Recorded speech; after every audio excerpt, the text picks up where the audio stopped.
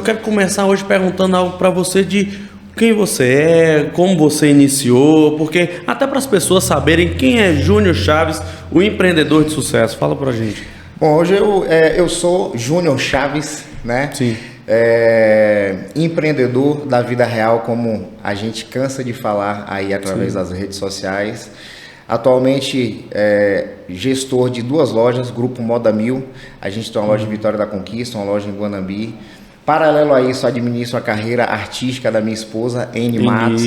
E também com envolvimentos, um outro negócio que a gente tem, envolvimentos na área financeira. Sector e fomento mercantil, né? Ótimo. Então, assim, usar até um pouquinho do que você já tem aqui, é como se fosse uma holding, onde a gente administra essas empresas, né? Seja ela via investimento, seja ela via gestão mesmo de pessoas. Ótimo. Então, como empresário, Júnior Chaves é esse. Mas também tem um lado pai, né? 2 filhos, no qual eu sou apaixonado, Enzo e Henry, esposo de uma esposa maravilhosa, N. Meu amor, eu tenho certeza que você está aí nos assistindo, um beijo para você. E como empreendedor, aquele empreendedor duro e amável. Eu acho que é a receita ideal para a gente fazer com que as coisas funcionem da maneira que a gente precisa. A gente olha muito o lado humano das pessoas, o lado pessoal das pessoas, mas no ambiente de trabalho a gente tem que ser duro como e quando deve ser.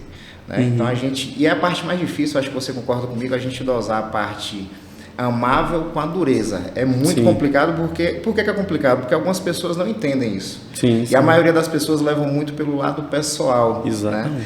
Mas a partir do momento que a pessoa olha pelo lado de um propósito, onde aquilo ali é para que seja gerado um resultado, inclusive para ela, um crescimento pessoal, profissional para ela, ela consegue ver com outra visão. E aí sim, ela esquecer a parte pessoal. Porque acho que é tudo a mentalidade, né? A mentalidade da pessoa, quando evoluída, ela entende que ela precisa ser mais profissional possível. E quando a gente fala, não, a gente tem que ser um pouco mais rígido, mais duro mesmo, é porque a gente nada mais, nada menos, a gente está exigindo esse profissionalismo, que se ela já tivesse, a gente não precisaria aguçar isso daí nela, né? Então, você iniciou como? Qual foi sua primeira loja? Sua trajetória empreendedora, você primeiro era vendedor, né? Que eu me lembro que você era vendedor, representante comercial. E como é que você caiu nesse mundo, né, do empreendedorismo? Felipe, desde criança, 7, 8 anos de idade, eu sempre tive essa veia empreendedora. Né? Eu gostava pouco de estudar, estudei, mas gostava muito pouco de estudar, era muito na raça, e eu sempre buscava maneiras alternativas de ganhar meu dinheiro sem precisar pedir à minha mãe. Então, assim, eu já lavei carro. Quem é mais velho aqui em Vitória da Conquista deve se lembrar, o posto Axé, do lado do batalhão aqui de polícia. Ali eu já lavei carro naquele posto. Já vendi geladinho também, já vendi picolé, já vendi roupa na feira. E isso incomodava minha mãe porque o que ela queria, e no berço da minha família, predominantemente são de pessoas que estudaram para depois exercer a profissão, médicos, enfermeiros, advogados. E eu estava meio que fugindo dessa linha, né? Dessa linha, exatamente, dessa linha. E eu tenho certeza que por estar agindo daquele jeito tão precocemente, na cabeça da minha mãe, aquilo era precoce, aquilo não era do agrado dela.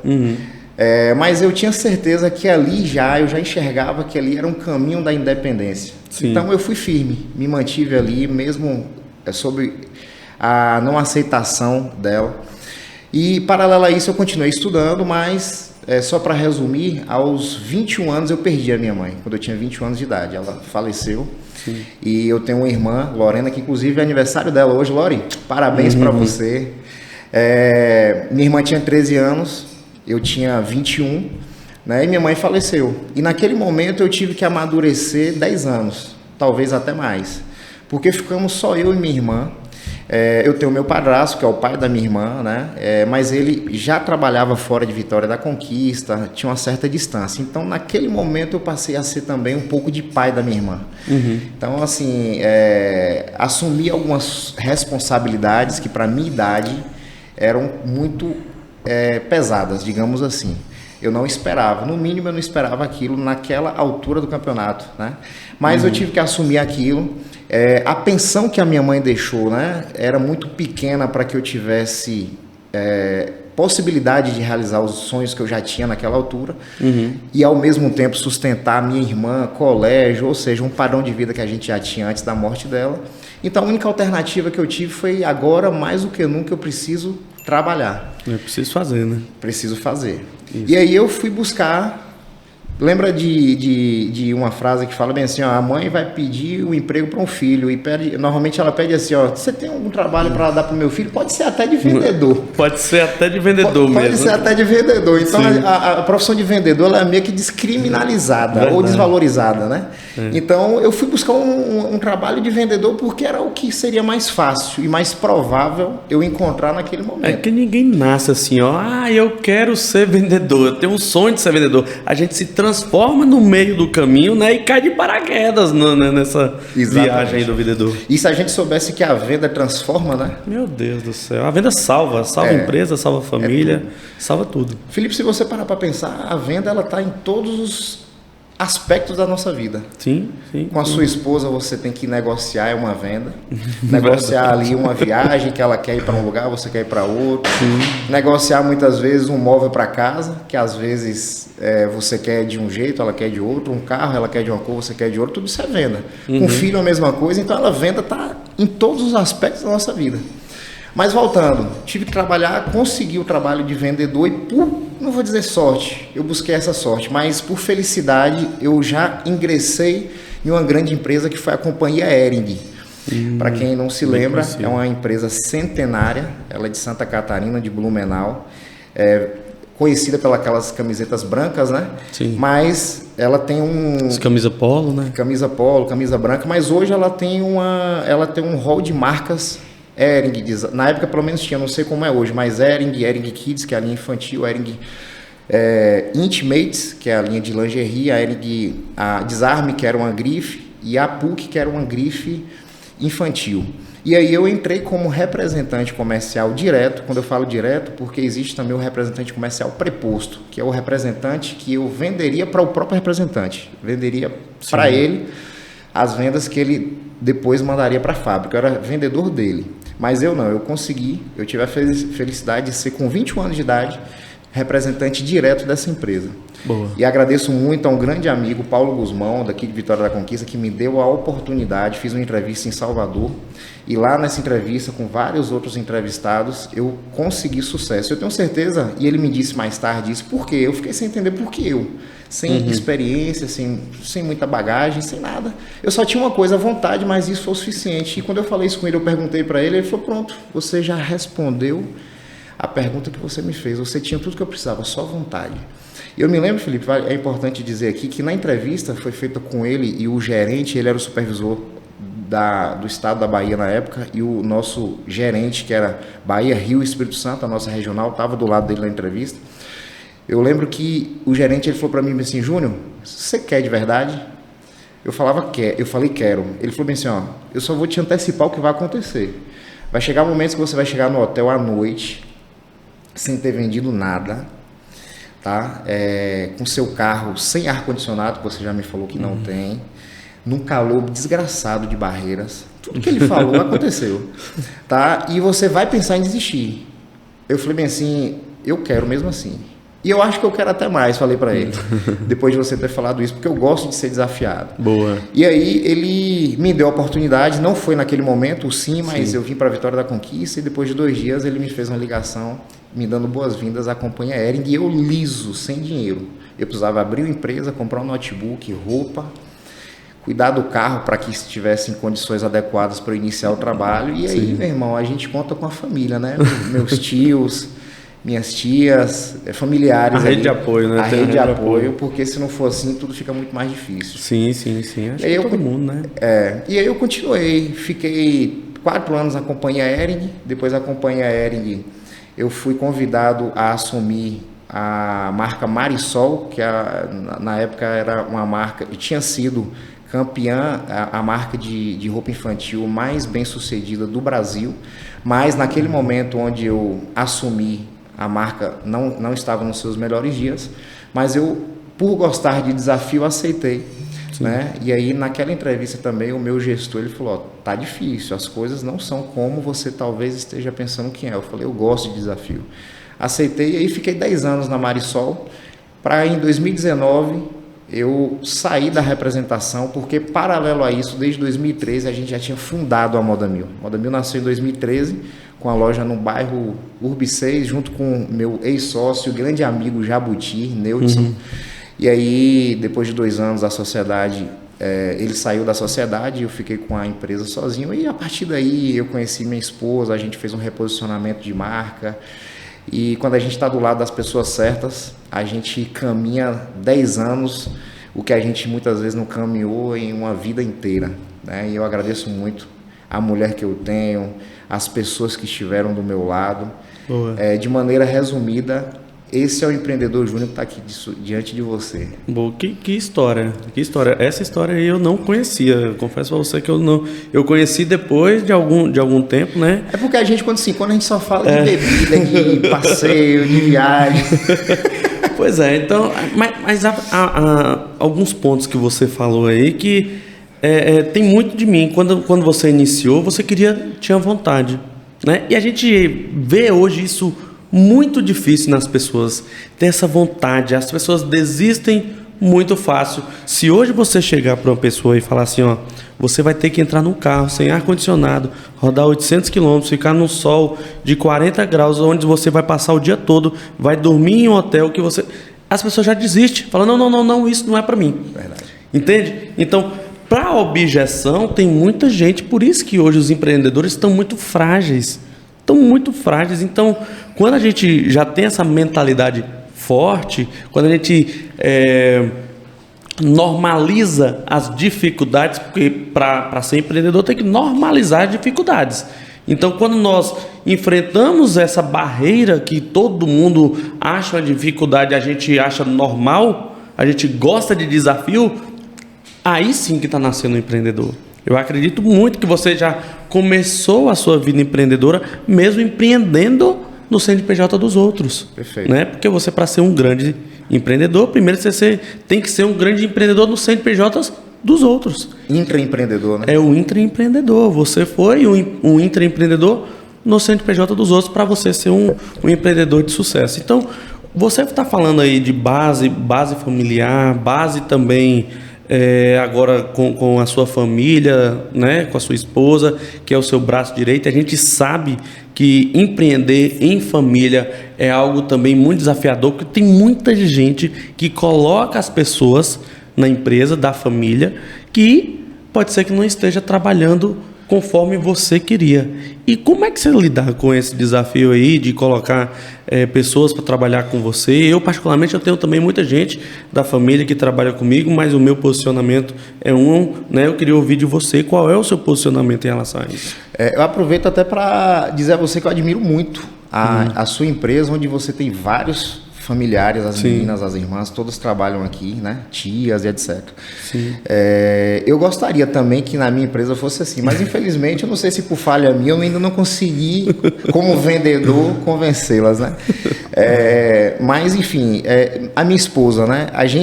Eu não vou dizer para você que é fácil, que é simples, que sempre foi tranquilo.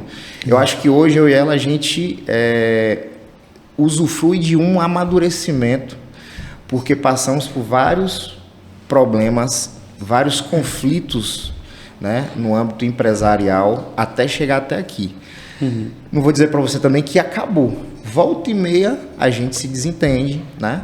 Que é normal, né? Que é normal. Perfeito. E aí eu volto naquele momento que eu lhe falei, quando a gente entende que é para o bem do conjunto, né? Conjunto da obra, é o bem do todo, que é a empresa, aí fica mais leve. Fica mais compreensível. Vender para o cliente interno, né? Exatamente. Então, assim, a gente tem problemas, tivemos muito mais no passado, mas uma coisa que ajudou muito foi a gente dividir funções. Sim. Teve um determinado momento na nossa empresa onde eu fazia tudo e ela fazia tudo.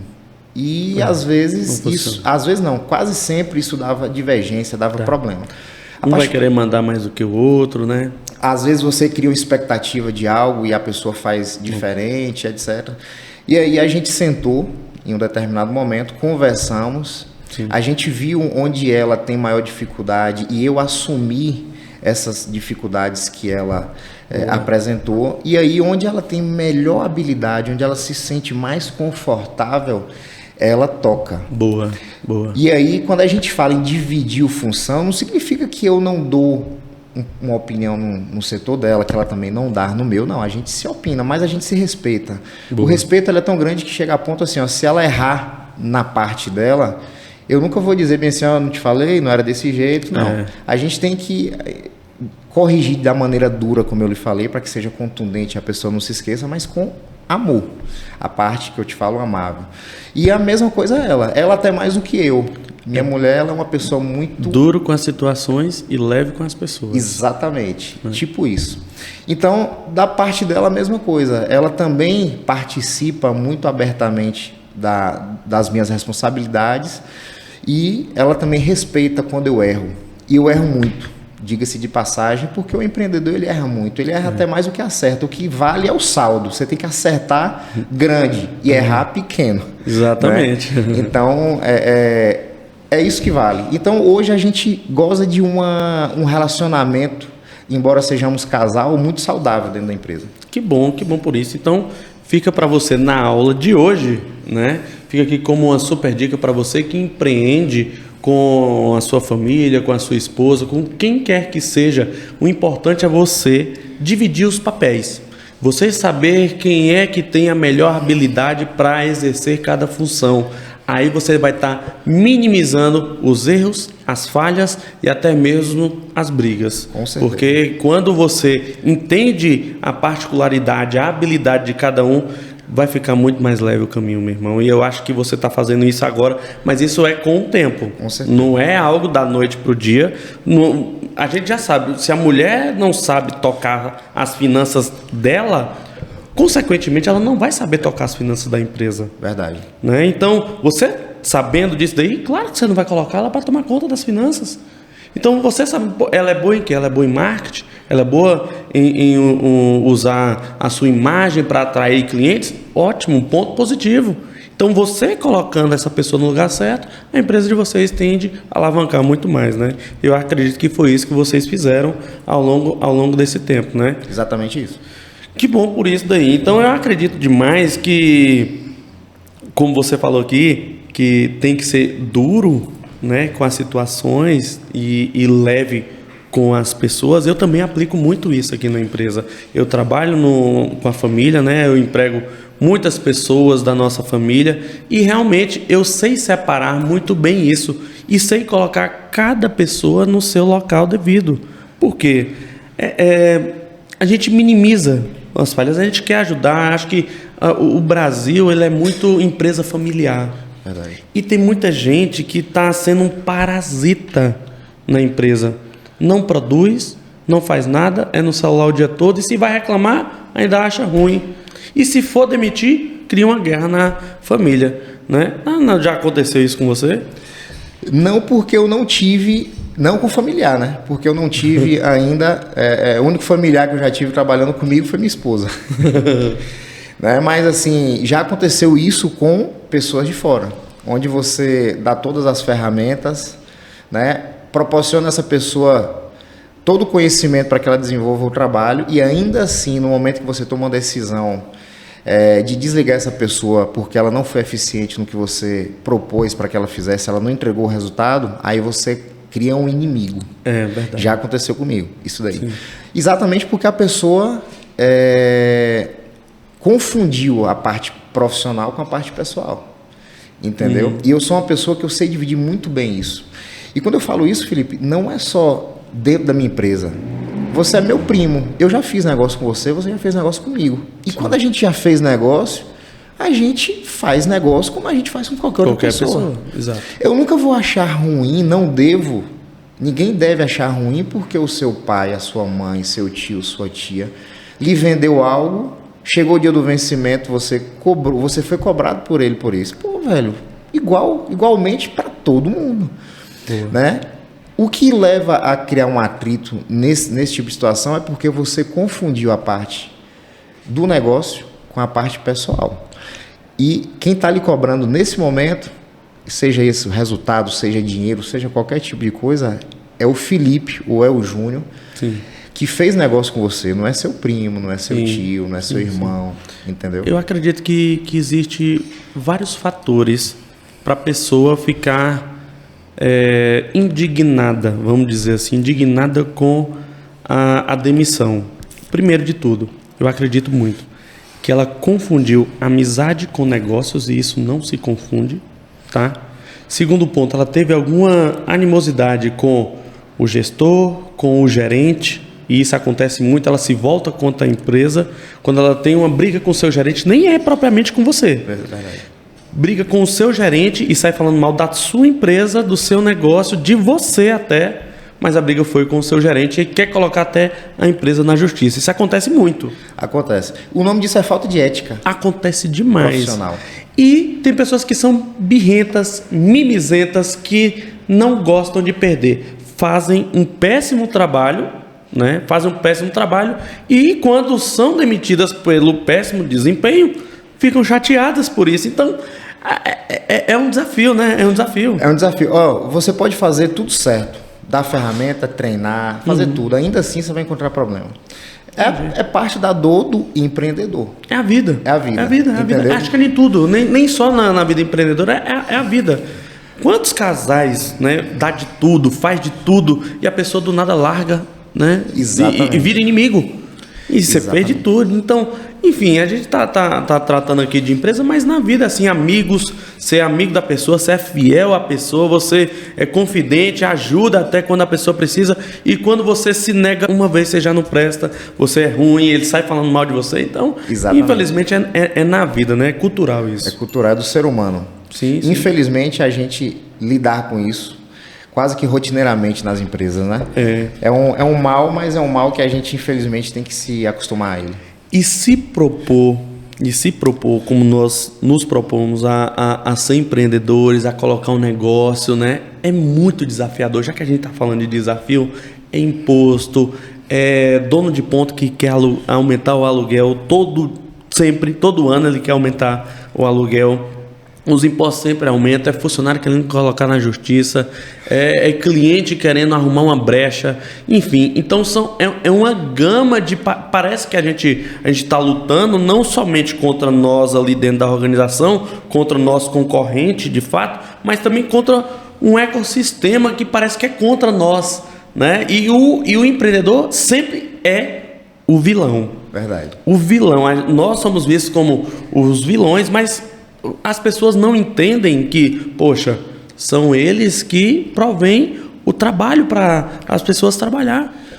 Então, se as pessoas tivessem isso em vista, quando eu falo as pessoas, eu falo também o governo, enfim, qualquer outra organização, tivessem nós como provedores de prosperidade também, porque a gente alimenta famílias, a gente proporciona, abre as nossas portas, abre o nosso âmbito de trabalho. Claro, nós iremos trabalhar, enfim, iremos ter também o sustento da nossa casa, mas a gente também está provendo ali. Como é que é seu ponto de vista em relação a isso daí? Você partilha também? Perfeitamente, compartilho totalmente dessa opinião. Parece que, quando você falou aí, parece que tem que ser feito para dar errado. O empreendedorismo tem que ser feito para dar errado. Mas você sabe o que acontece isso quando a gente fala por parte do governo? É porque, infelizmente, a gente é gerido por quem não sabe gerir. Os nossos governantes, eles nunca foram gestores. Eles são governantes. Existe uma diferença muito grande. São políticos. São né? políticos, perfeito. São políticos. Quando nossa cidade, quando o nosso estado e nosso país for gerido por gestores, aí você vai ver esse país, porque o Brasil ele tem todas as condições de ser o país, a maior potência, se não a maior, mas está entre as 3 maiores potências mundiais. Brasil, Estados Unidos e China, na minha opinião.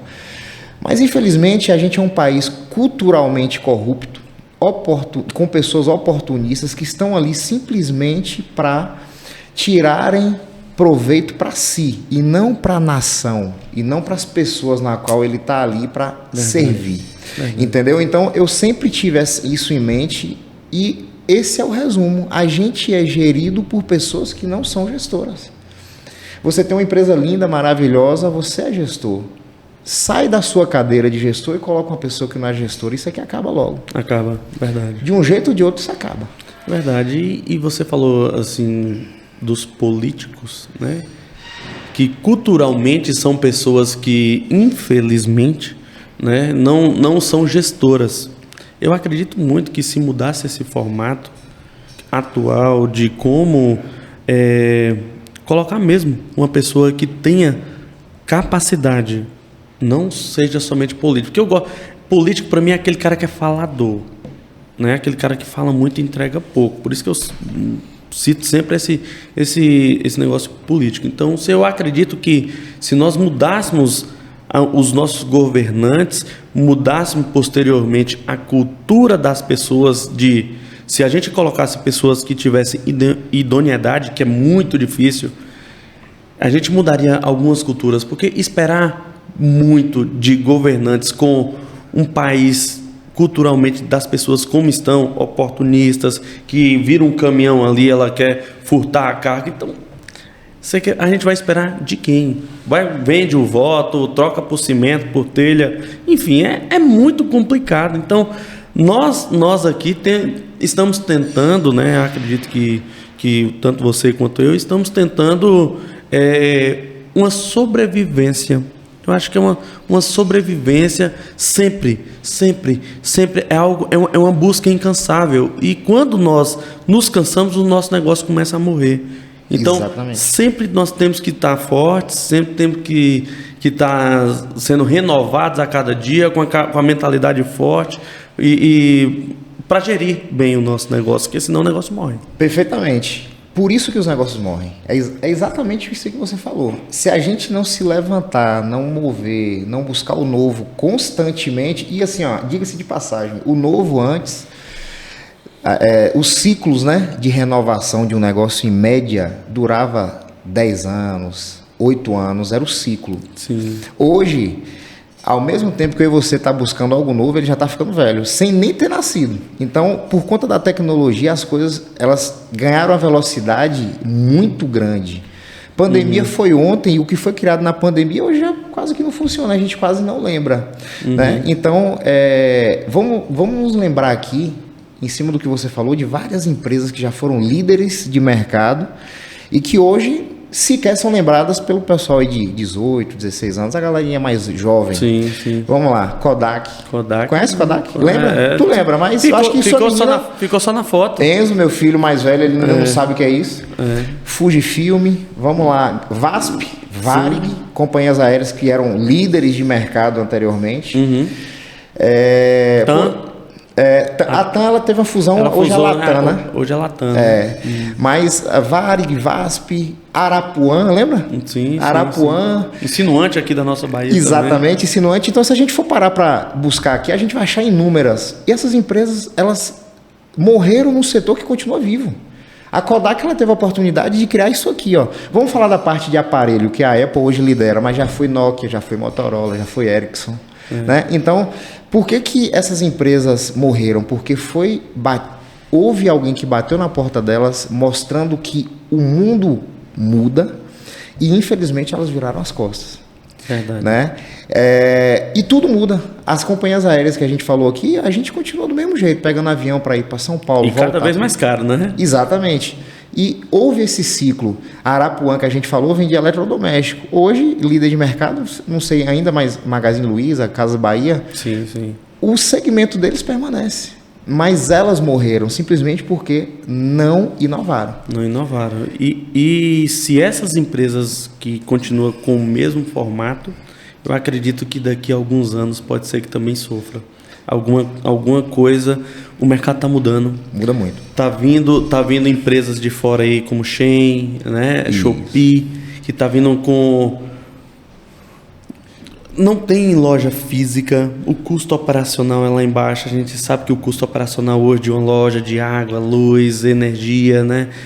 Aluguel é muito, os tributos, assim. Então, essas grandes que estão vindo pode ser que seja um gargalo para quem tem loja física.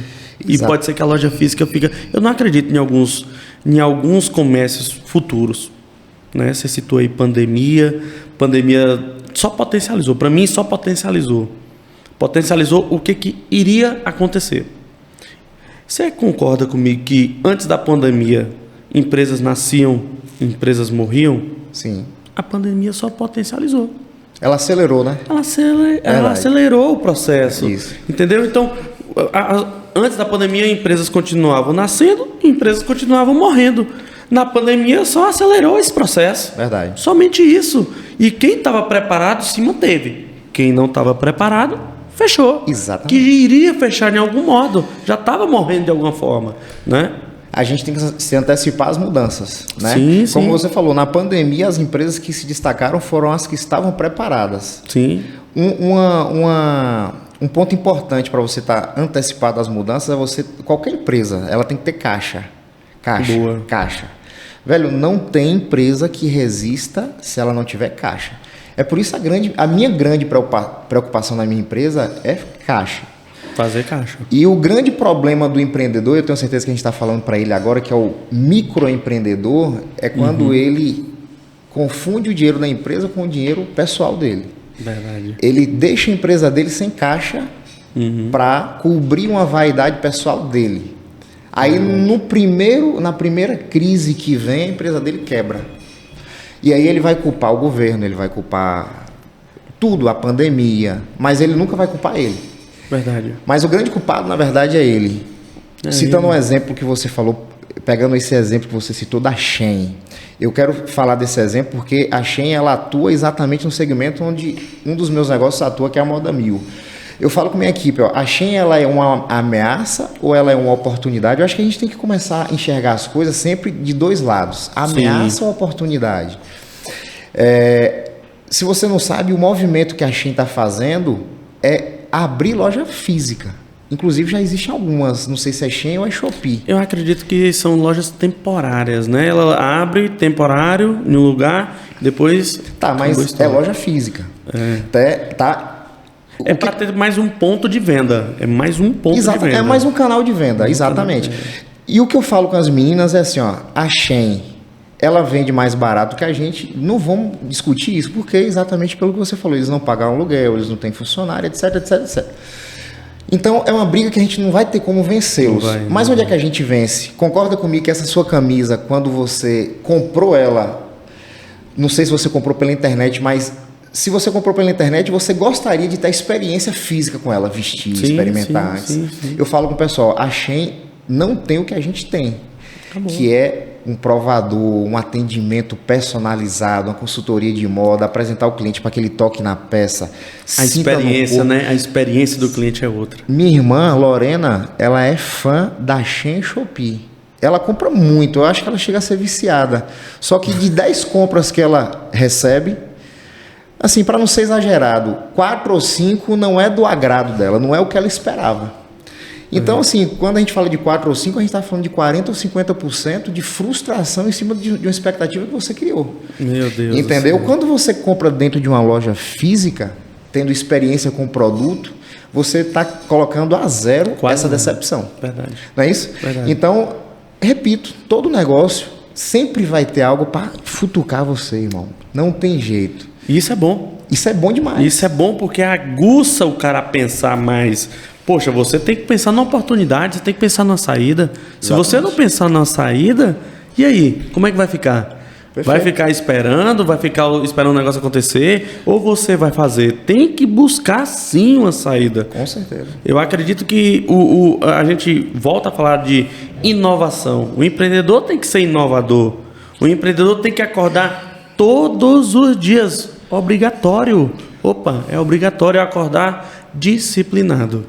Porque o meu negócio depende de mim, precisa de mim, eu tenho que estar antenado o que está acontecendo no mercado, qual é a língua que o meu cliente quer que eu fale com ele, o que ele está buscando no mercado, o mercado está ofertando o que para esse cara que eu posso ofertar diferente, né? Então, a experiência do cliente, como você falou aí, de vestir uma camisa numa loja física, de prestar aquele excelente atendimento, aquele pós-venda depois de ter vendido a peça, é diferente demais. certeza. Então, você citou um ponto muito importante aí, que foi a oportunidade, e o segundo ponto foi o caixa. Mas para ter caixa, a empresa precisa ter venda. Então vamos falar um pouquinho de venda, porque é um assunto que eu gosto muito de falar. Eu também. Quer falar comigo o dia todo? A gente pode ficar aqui falando o dia todo de venda, que eu particularmente sou louco por venda. Eu falo de venda no meu negócio todos os dias, o dia todo. Então, falando de vendas, como é que é a cultura de vendas? Porque eu quero ouvir primeiro um pouquinho da cultura da sua empresa e depois eu vou partilhar um pouquinho como é a cultura da minha empresa. E tem muitas empresas que não têm cultura de venda. Como é que é a cultura de venda lá na sua empresa? A cultura lá ela é tão forte que a gente respira a venda. É isso. O oxigênio nosso se chama venda. Né? Mas... Está quase mudando o nome da loja para Venda 1000. Venda 1000. Ou moda venda. Moda venda. Tá, mas Felipe, assim, ó, como a gente já falou antes, tudo é venda. Sim, né? Empresa tudo. que não vende, ela simplesmente quebra, e é simples assim. Desse jeito. Simples assim, não tem outra conversa. Como é que tu vai pagar o seu funcionário, cobrir as despesas da sua empresa se ela não vende? Né? Por mais que você seja um cara que tem um caixa pessoal grande, em algum momento esse caixa ele vai acabar. Sim. Enfim, é venda. A gente fala de vendas quase que 24 horas por dia. A nossa equipe, falando de Moda 1000, ela é orientada, né, na abertura da loja, as meninas olharem a sua posição no ranking, porque a gente tem um ranking, né, onde a gente posiciona ali os melhores desempenhos, né, por ordem ali de desempenho, primeiro, segundo, terceiro, entre todas as nossas duas lojas, tá? E a gente orienta para que antes de iniciar o dia, a pessoa olhe a posição dela e veja se naquele determinado momento do mês o que ela construiu até ali está condizente com o tempo. Boa. Só para resumir, para ficar fácil para o telespectador, se você está na metade do mês, você tem que estar com pelo menos 50% de sua meta atingida. Se você está na primeira semana do mês, você tem que estar com pelo menos 25% da sua meta atingida. Se você está na última semana, você tem que estar com pelo menos 75%. Isso é base, né, para um bom vendedor. Isso é base para um bom vendedor. É simples ser empreendedor. Às vezes a gente quer inventar roda, quer inventar moda, quer fazer um negócio. É simples, ser empreendedor é simples. Lembra aí, galera, caneta Bic azulzinha, ela existe tem mais de 100 anos. Do mesmo jeito, né? Do mesmo jeito. Já passaram tantas canetas, a caneta que escreve fino, bonito, com tinta, ela funciona. É o simples que funciona. Então, 25% você tem que realizar na primeira semana, 50% você tem que realizar na segunda, 75%, para na quarta semana você fechar com pelo menos 100%.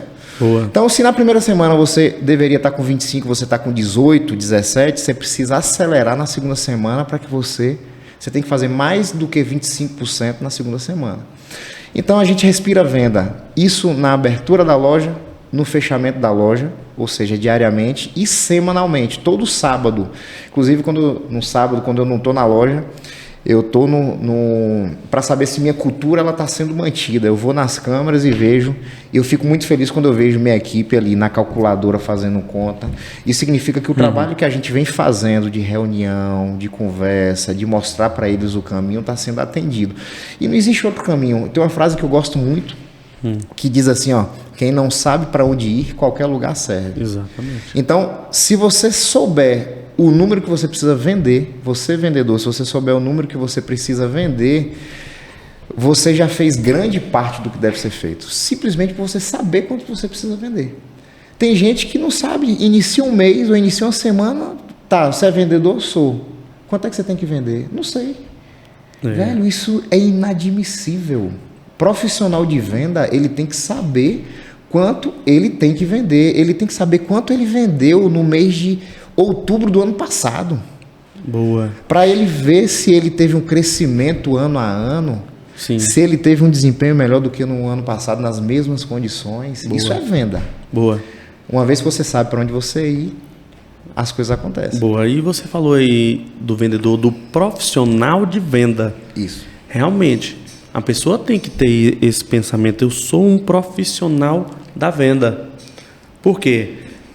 Eu acredito muito que o cara, quando é profissional da venda, ele sabe tudo que ele tem que fazer, todas as atitudes que ele tem que fazer. Uma coisa que eu acredito que muda todo o contexto, e isso daqui vai uma dica mesmo para você que está assistindo aí, que é vendedor, é você fazer um aquecimento. O que é isso, fazer um aquecimento? Quanto eu preciso vender? Fazer um ritual antes de chegar na empresa. Eu preciso aquecer isso dentro de mim. Quando um cara vai entrar no campo, um jogador vai entrar no campo, antes de entrar no campo ele faz o quê? Um aquecimento. Antes da loja abrir, se ele fizer um aquecimento, mentalizar no que ele vai fazer, abriu a loja, eu entrei nessa loja para fazer o quê? Entende? Exatamente. Então, se ele já moldar a cabeça dele, tendo esse aquecimento e já tendo os números como parâmetro, né? Você falou que na sua empresa você sabe lá quanto tem que vender na primeira semana, na segunda, na terceira. Na nossa aqui nós sabemos quanto temos que vender no dia, no mês, na quinzena, na hora, no minuto e no segundo. Aqui nós já estamos nesse nível de BI, né? Então, porque a gente sabe, ó, de tal e tal hora tem que ter vendido isso. Perfeito. Se não vendeu, a gente, ó, fulano, o que está acontecendo aí na sua unidade? Não está vendendo? O que está acontecendo? Porque tem que sair a venda, já é programado. Se não saiu a venda, a gente é mensurado ali pela meta que a gente propõe em cada unidade. Se não saiu a venda, a gente vai ligar. Opa, o que está acontecendo aí, meu amigo? Né? Você não está vendendo e tal. A gente liga para o gerente da unidade. Então, sempre a venda tem que ser cobrada também. Com certeza. Gestor que não cobra venda é um gestor que não se importa com a empresa dele. Gestor que não cobra venda é um gestor que não se importa com a empresa dele. Porque se ele se importar com a empresa dele, se ele se importar de verdade com a prosperidade e o crescimento da empresa dele, ele vai se importar com venda. Porque é ela que salva a empresa, que salva o negócio e que salva famílias. Porque perfeito isso aí. A empresa dele é um canal de bênção na vida de todo mundo. Então, o gestor tem que estar sempre voltado a cabeça. Na minha empresa eu respiro vendas. Nós respiramos vendas aqui o dia todo. E na minha imersão eu falo muito de venda, de muita cultura de venda, porque tem empresa que não tem cultura de venda. Tem empresa que tem cultura de marketing, que quer ser linda, perfeita no marketing, e a venda. Tem empresa que se preocupa com a estrutura. É muito melhor você ter uma boa estratégia para vender do que ter uma excelente estrutura que não vende. Exatamente. Então, é o gestor que tem que implementar essa cultura. O gestor que tem que implementar essa cultura de venda dentro da empresa dele. Então, eu acredito muito que se todo empreendedor tiver isso em mente, que a empresa dele tem que vender, tem que respirar venda, tem que... Claro que os outros âmbitos têm que ser muito forte, tem que ser forte também. Mas a cultura, para mim, central, mais forte, é da venda. É venda. É venda porque é ela que salva qualquer... Não tem nenhum problema. Eu desafio você aqui agora a me falar qual é um problema pior do que o da não venda. Não existe. Não existe. Não existe. A venda salva tudo. Até porque se a empresa ela vende, ela deixa de ter problemas. Porque todos os problemas são resolvidos. É a empresa feliz, a empresa sorridente, que paga meta, paga bonificação. Todos os problemas se resolvem com soluções na qual o capital ele promove a resolução daquele problema. E o capital Sim. nada mais é do que a geração de venda. Sim, você vende, você tem capital na sua empresa, você resolve o problema. E problema. dá aquele brilho nos olhos, né? Dá aquele brilho nos olhos quando a gente vê as coisas acontecendo, as pessoas batendo meta, as pessoas ganhando bonificação. Claro, é bom para a empresa também, é muito bom, mas é muito bom também para o colaborador. Com certeza. Entende? Então é um crescimento mútuo. Felipe, me permita, você falou aí uma coisa que a gente não pode deixar passar. Isso é muito importante você que está ouvindo entender. Se a sua empresa não paga bonificação para o colaborador, ela está no caminho errado. Tá. Não existe empresa ter vida longa se ela não compartilhar os frutos os dividendos, né, desses lucros, desses ganhos com a sua equipe. Ainda mais na área comercial. Exatamente. Ainda mais na área comercial. Eu não consigo entender uma empresa onde ela exige que o colaborador gere resultado, sendo que ela só paga aquilo ali, doa o que doer, chuva ou faça sol. Paga um salário seco. O salário seco. Pode ser até um bom salário, mas ainda um bom salário ele precisa ter ali, aportado a ele, uma possibilidade de adicional. Ó, na nossa empresa nós temos a meta, né? Que é ganhar a bonificação acima da meta e temos meta sobre meta. Nós temos aqui, eu costumo falar que não tem nenhuma empresa no Brasil que paga mais meta do que a gente. Nós temos 8 tipos de bonificação. Para tudo, para toda a nossa área comercial, para tudo o cara é bonificado. Tem meta de tudo. Meta de abertura, meta de venda, meta de faturamento, meta de clientes novos. Tem meta de tudo, né? E ele é bonificado por isso daí. Aqui para nós não tem nada que motiva mais um colaborador do que uma bonificação. Não tem. E com essa cultura que você disse que você tem 8, né? 8 tipos de meta. A mensagem que você passa para a sua equipe é assim, ó, nada que você fizer aqui vai ficar de graça. Nada. Ou tudo que você fizer aqui será reconhecido. Sim, simples sim. assim também. Exatamente. Né? Então, de novo, empresário e empreendedor, comece a olhar para o seu colaborador, oferecendo a ele possibilidades de ganhos extra. Você vai ver a mágica acontecer. Tudo muda a partir daí. Verdade. Né? Tudo muda. O colaborador que ele trabalha sendo bonificado, ele trabalha com um ânimo melhor. Ele trabalha até doente. Verdade. Precisa produzir. Ele precisa produzir. Eu vou mais além, ele nem consegue ficar doente. Ele acha que aquela gripe, aquela tosse, aquele mal-estar é normal. Não. Que hospital eu vou trabalhar, eu vou vender. Imagina aí, adoecer dia 29, meu irmão, a meta não foi batida. Já pensou? Então é isso. Né? Então, para você tirar o corpo mole, a moleza, a ociosidade da sua empresa, pague um bom salário para a sua equipe e dê a ela possibilidades de ganhos extras. Boa. Simples. Boa. Quando a gente coloca um variável, o variável não pode ser maior do que o fixo, né? Eu acredito que, dependendo do ramo, não pode ser maior. O fixo tem que ser um bom fixo, né? Mas o variável não pode ser tão grande assim, porque senão ela só vai correr atrás do variável, né, que tem representantes comerciais, que é muito mais variável e não tem muito fixo. Aí sim, mas tem lojas físicas mesmo, que o cara precisa, pode ser que nem todo dia ele vai vender, então nem todo dia ele vai dar o sangue dele ali, mas ele está ganhando o fixo dele, então mensurar essa balança, né, ter um equilíbrio direitinho do que faz sentido para cada negócio, é muito importante o empreendedor ter essa visibilidade. Com certeza. Né? Porque, o cara tem uma lanchonete, vamos dizer, o cara vende lanche. E aí, como é que ele vai dar uma bonificação em cima do lanche? Entende? Então, é algo que o cara tem que pensar fora da caixa, dentro da própria caixa dele, ali para ter uma prosperidade para todo mundo. Ele pode não dar uma bonificação em cima do lanche, mas ele pode instigar aquele colaborador a aperfeiçoar um canal, por exemplo, de delivery. Isso.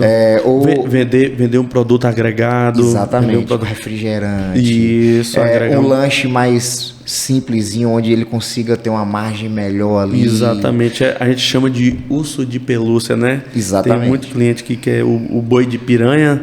E aí o urso de pelúcia é aquele que dá uma margem mais folgada para a empresa. É esse daí que a gente tem que aguçar. Exatamente. Né? Tem esse lanche aqui que custa R$20, mas tem um que custa R$34,90, que é muito mais saboroso. Eu, particular, ele vende aquilo ali, aquele peixe, com certeza ele vai vender muito mais. Perfeito. E algo que ilustra muito bem essa importância de que o colaborador ele precisa ser bonificado é que assim, a bonificação ela é um dinheiro extra que não está na CLT. Você contrata ali um colaborador, estabelece a ele o salário dele e você... É um extra, né? Livre e espontânea vontade da sua empresa, você diz a ele que na sua empresa tem aquela política onde ele tem possibilidades maiores de ganhos. Boa. Isso você não é obrigado, mas não você tem oferece. Obrigatoriedade. Você já é uma empresa diferente só por isso. Mas por que é importante essa questão do adicional, de você ganhar mais? A classe trabalhadora braçal, por exemplo, vamos falar de o pedreiro, por exemplo. O pedreiro, culturalmente, ele é remunerado por semana. Sim. Não é? Sim. Normalmente é assim, pelo menos eu não conheço. Alguns recebem diária, outros quinzenal, semanal. Semanal, mas assim, dificilmente mensal. Dificilmente, É um tipo de mão de obra que precisa ver o provento com mais frequência. Vê o dinheiro. Quando você pega a sua empresa e dá um adicional, pelo menos eu faço assim, quando eu pego a minha empresa e dou adicional, eu tenho o 5º dia útil, eu pago o salário deles.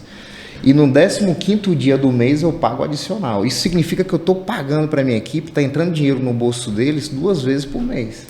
Dia 5 e dia 20, né? Dia 5 e dia 15. No 5º dia útil e dia 15. Né? Normalmente dia 7 e dia 15. Então 2 vezes por mês essa galera está colocando dinheiro no bolso.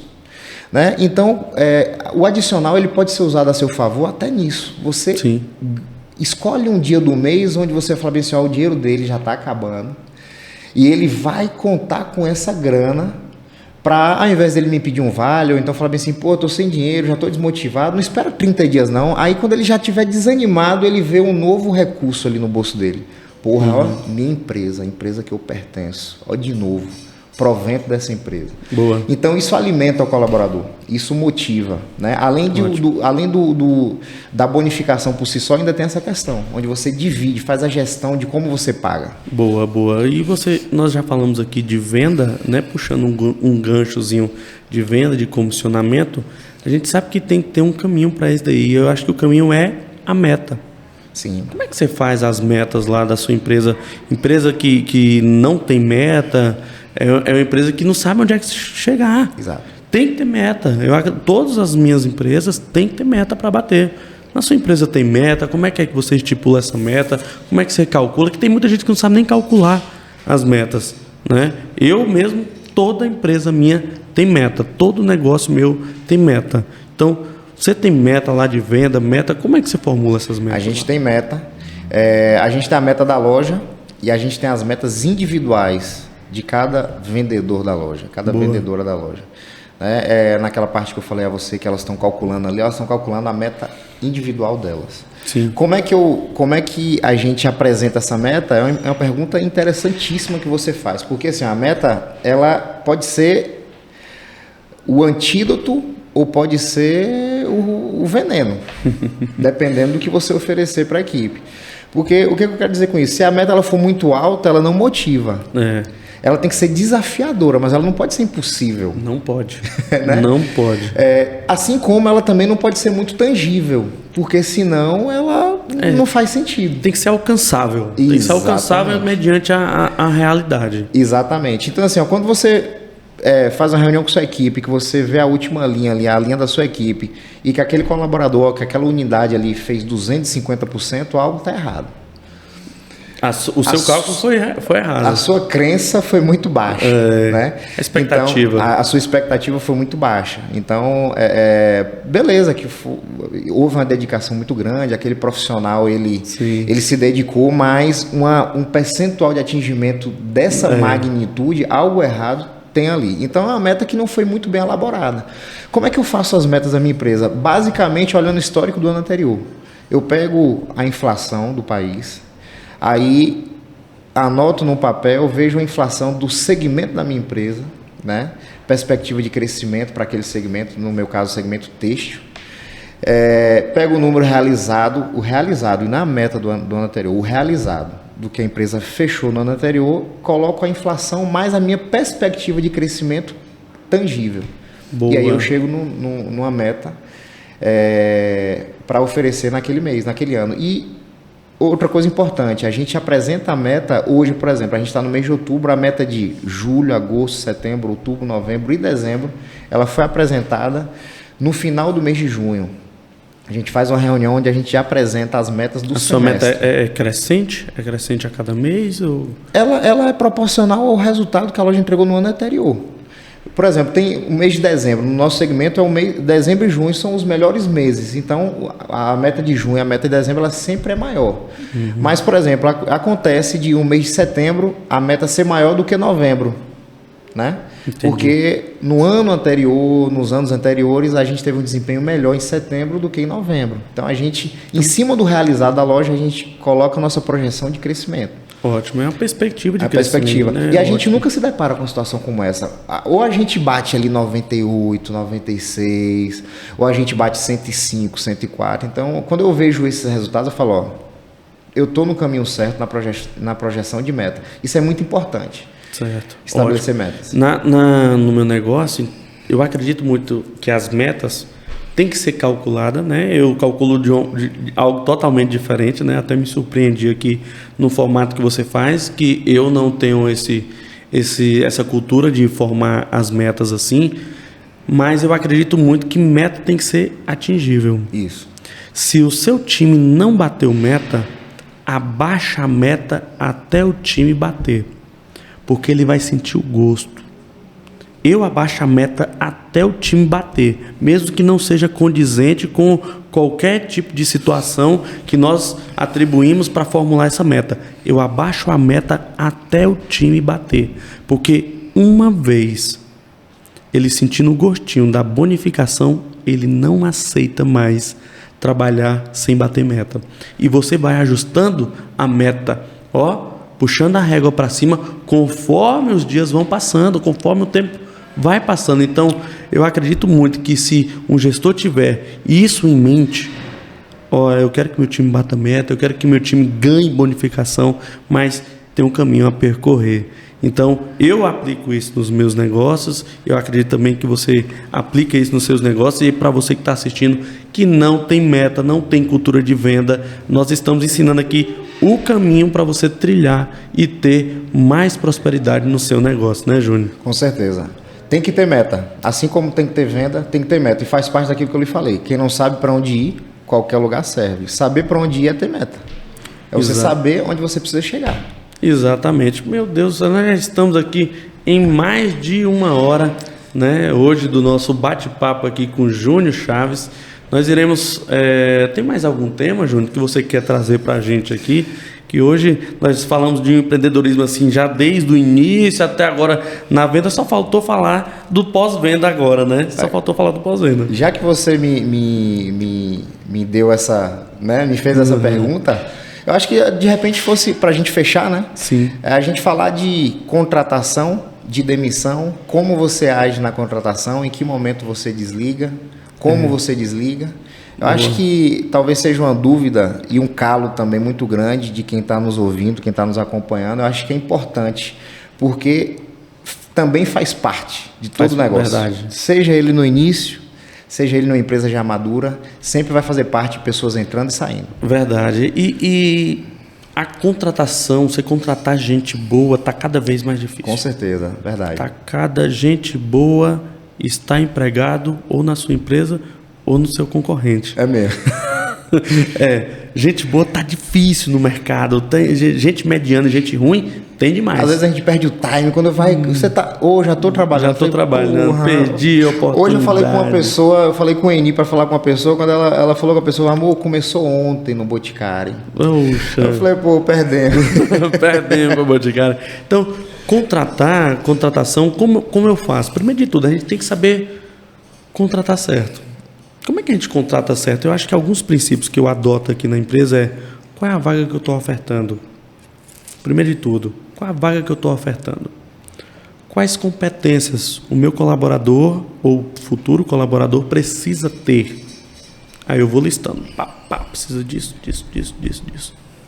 Aí sim, eu vou buscar essa pessoa no mercado. Se essa pessoa já tiver pelo menos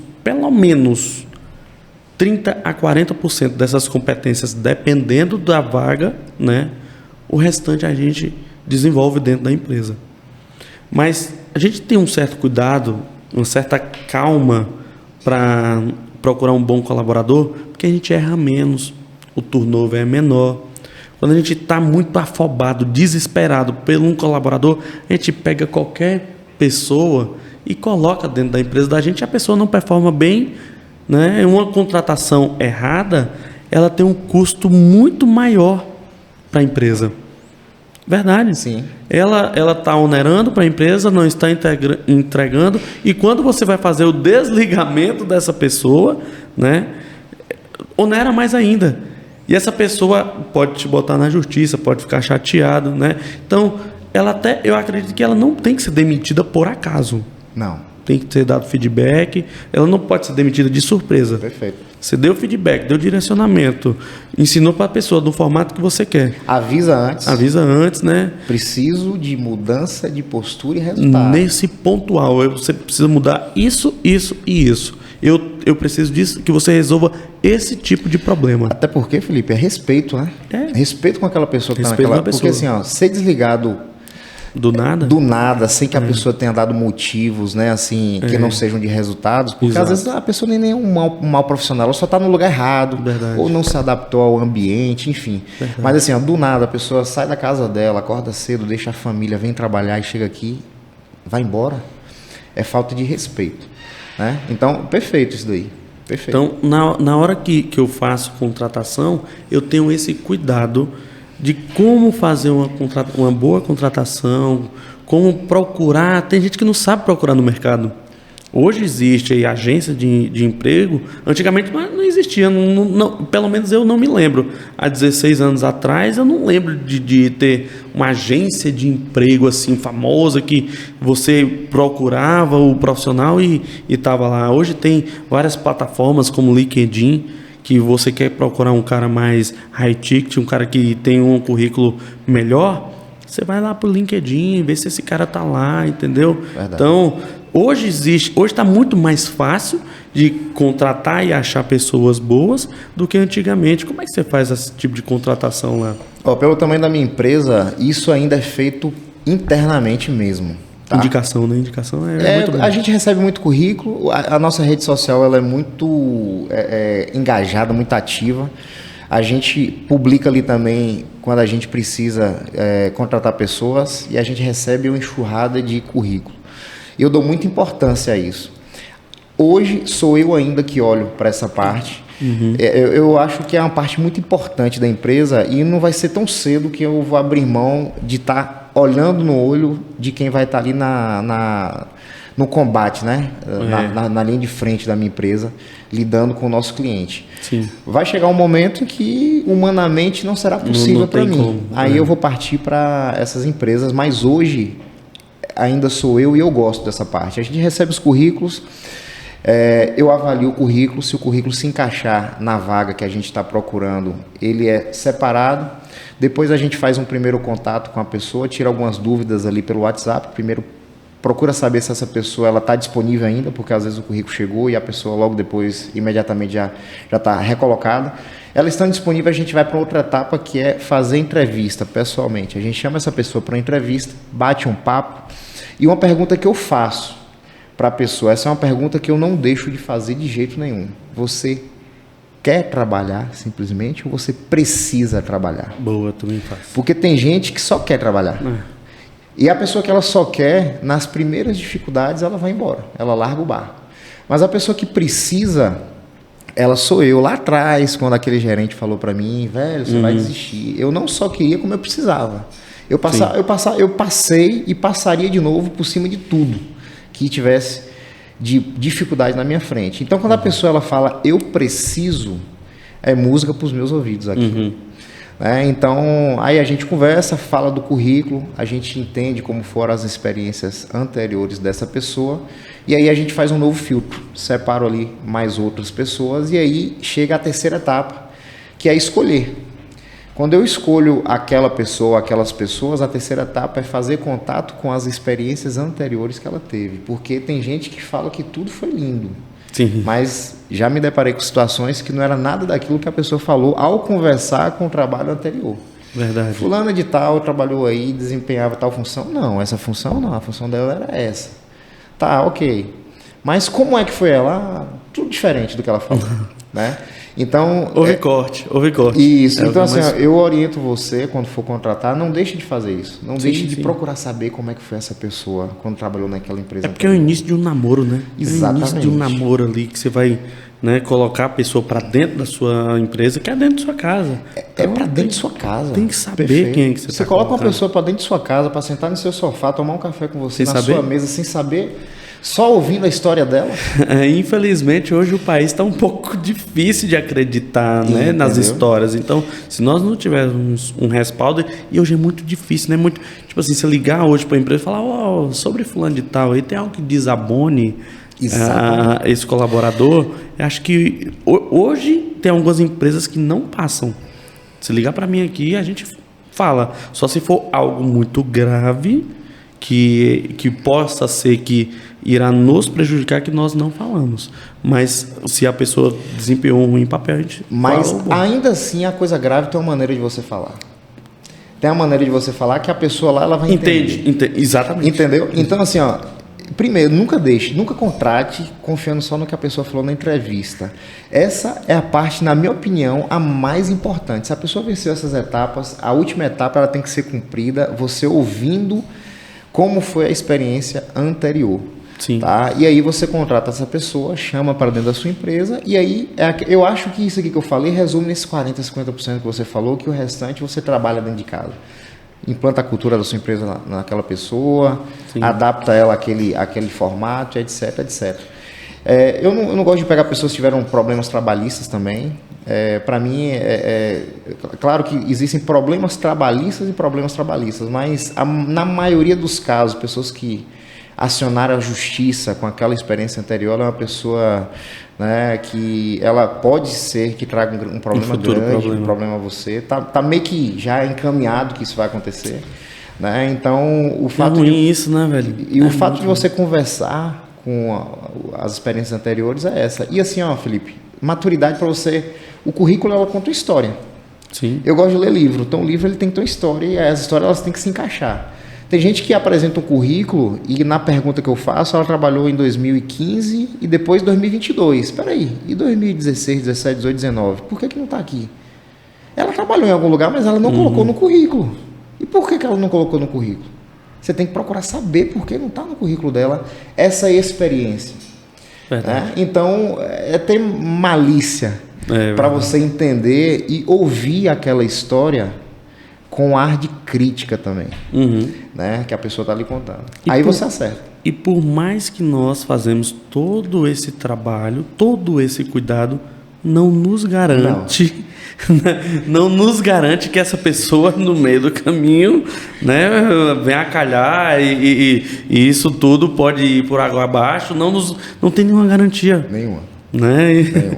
É bem louco isso, porque, poxa, eu fiz a triagem, a pessoa falou que queria, a pessoa falou que era isso, liguei, o trabalho não desabonou nada dela, chega na empresa, vai trabalhar, infelizmente a gente sabe que acontece um furto, sabe que a pessoa tem um desvio de conduta, sabe que a pessoa é arrogante, é prepotente, enfim, todos os problemas a gente não tem como garantir, mas temos como minimizar. Perfeito. Porque se a gente não fizer nada disso que você acabou de falar que você faz na sua empresa, aí a chance aumenta. Demais. A chance aumenta. Então, a gente tem que minimizar as falhas. Com certeza. Minimizando as falhas, né, para tentar o mínimo ali. A gente sabe que as adversidades pode ser que aconteça, né? Isso é normal, que o ser humano uns são muito previsíveis e outros são imprevisíveis. Exatamente. Uns a gente já sabe que já vai dar problema e outros são imprevisíveis, que era muito bom e deu problema do nada,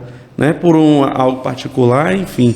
Mas não é uma garantia, é ser humano, né, meu amigo? Com certeza, com certeza. É uma inconstância, né? A gente nunca sabe, só na prática mesmo, só no cotidiano ali. Aí você coloca a pessoa dentro da empresa. Eu já tive o contrário também, colaboradores que eu coloquei bem assim, por falta de opção, vai você. E aquela pessoa hoje é extremamente importante, até hoje, extremamente importante, fundamental nos resultados da minha empresa. Eu não sei nem como seria a empresa sem a história dessa pessoa ali dentro. Então, é aquilo, é você ter mesmo o seu tato, confiar no seu instinto, mas estar carregado dessas ferramentas que são oferecidas a você. Boa, boa, boa.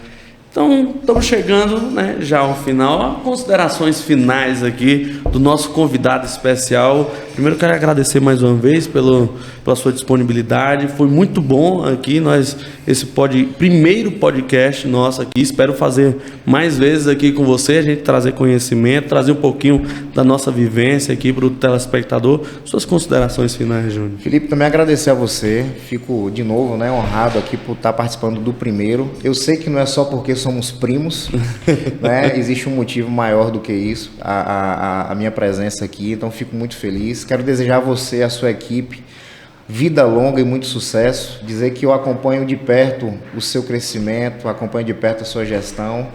E por ser seu primo, fico orgulhoso. E por ser empreendedor como você, eu fico muito feliz e aprendo todos os dias em que eu vejo uma notificação ali, uma sinalização que você postou algo falando com a sua equipe.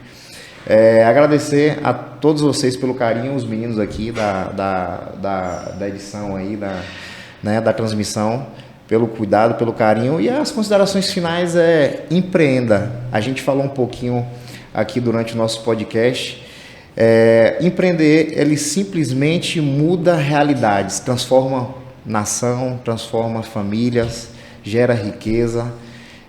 Esquece o governo, esquece a aposentadoria pelo INSS, porque isso daí é furada. Esquece aquela coisa de que eu vou gastar meu dinheiro hoje ou não vou empreender hoje porque amanhã eu acho que eu não vou estar vivo, porque empreender é difícil. Empreenda, busque conhecimento. Está aqui, ó, dentro da nossa cidade, um cara que buscou lá fora, bebeu da fonte mais limpa, dos caras que transformam o nosso país. Você busca o conhecimento e vai estar disponível aqui, né? Em novembro, já esteve anteriormente, vai ter em novembro. Então busca conhecimento. Conhecimento não é só na mentoria, é nos livros, é no YouTube. Ouça esse podcast se você chegou agora no finalzinho, porque a gente falou muita coisa bacana desde o início. E tenha isso como cultura. Eu tenho isso como cultura. Eu durmo lendo livro, eu estou na academia com fone no ouvido, buscando conhecimento. Boa. Então busque conhecimento e empreenda. Você vai transformar a sua vida. Boa. Para grandes destinos, precisa de grandes preparações. Perfeito. Quanto mais preparado você estiver, mais longe você vai. Show de bola. Esse foi o nosso primeiro podcast Pode Empreender, valendo dessa vez, com Júnior Chaves e Felipe Zetec. Um beijo a todos e até a próxima.